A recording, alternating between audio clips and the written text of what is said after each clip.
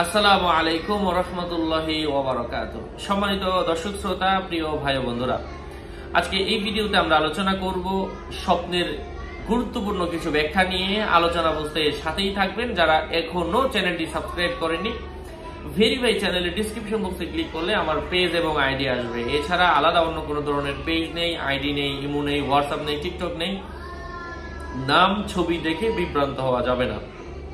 প্রত্যেক ভিডিওতে আমি সাবধান করি, সতর্ক করি। স্বপ্নে পানি পান করে পরিতৃপ্ত হতে দেখার অর্থ হচ্ছে সীমাহীন কষ্টের মাধ্যমে উপার্জন করতে হবে। পানির পাত্র দেখার অর্থ হচ্ছে পারিবারিক মনোমালিন্যতা দেখা দেওয়ার সম্ভাবনা রয়েছে।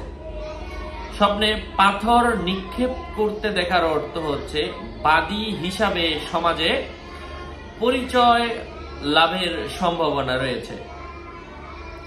পাখি পোষ মানা দেখার অর্থ হচ্ছে শত্রু দমনের আলামত বুঝতে হবে।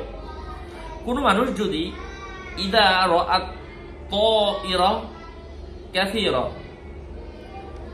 অধিক পরিমাণের পাখি দেখে নিষিদ্ধ ব্যবসায় অগ্রযাত্রার সম্ভাবনা রয়েছে। পাখির সাথে কথা বলতে দেখার অর্থ হচ্ছে ওয়ারিশি সম্পদের অধিকারী হওয়ার সম্ভাবনা রয়েছে।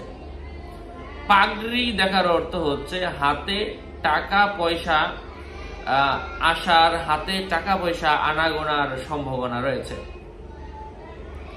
স্বপ্নে কোনো পাগল মানুষকে দেখার অর্থ হচ্ছে বিপদে পতিত হওয়ার সম্ভাবনা রয়েছে।